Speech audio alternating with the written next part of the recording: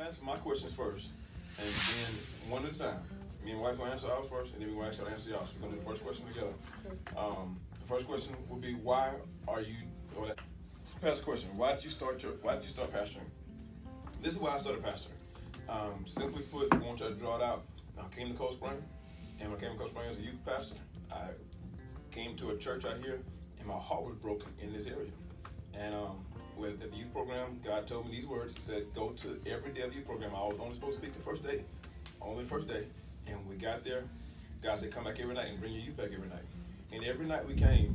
Definitely God has told me, because of what you mentioned, the apostolic background, all that good stuff, God has definitely told me, even in my sermon outline, first thing it starts me off with, and he says, do it through my whole message, make sure I am encouraging people, because people need that more than anything.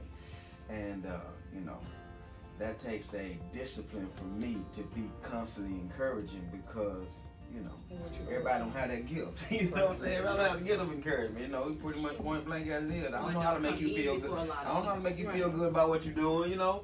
So those are things I have to work on and really focus on that, because I do want to build the people.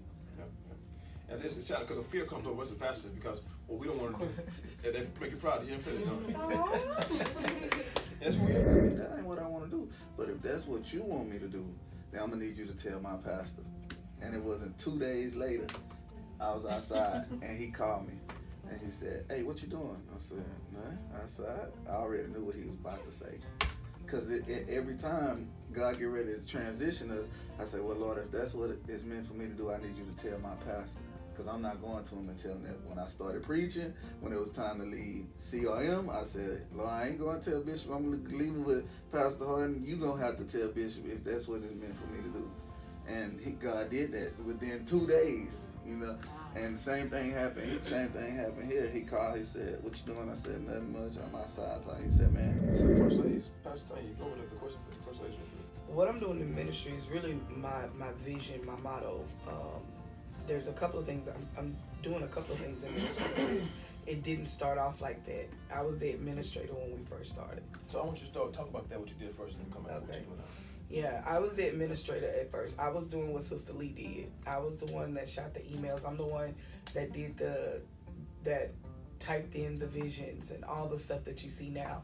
Either he wrote it out and I typed it up. I was his right hand to whatever you need, I'm gonna make sure you got it.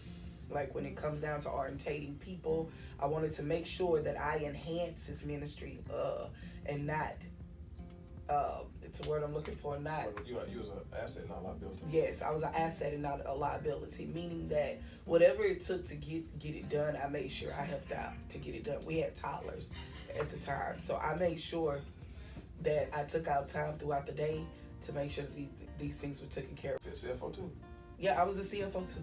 So I did, when he was talking about the ledgers and stuff, I did the ledger. I would come home on Mondays, and I would do the complete ledger of who did what, how much did they pay, all that great stuff, how much money I would go to the bank. I was the CFO and the administrator when it came to being in church. Whatever it took to make sure, I literally had to quit my job to make sure that we had this ministry up and running. And listen, the grass may wither, the flowers may fade, but the word of God stands forever. And I believe I'll be like Isaac laying in his bed, and when he's laying in his bed, his sons, he was half blind, half dead, but he still knew what God told him. And I want to be able to still this same testimony years from now. Like the kids tell me, Dad, it's time for you to give up. Why'd you get started in the first place? I'll be able to say the same story about me going to Hope Well Missionary Baptist Church and why God told me to start. That's something I have. When things get hard and tough, that's what I have. And I promise you, when my wife don't believe, that's what I have. I didn't ask to do this. It fell the way it fell. It's hard. And we're going to talk some more here in a minute. But you got to keep that story. It can't be me radiating that story in your head. It can't be your wife radiating that story in your head. It got to be you. Only you know your truth. And when you know your truth, it's your truth that you walked out on. That was your faith.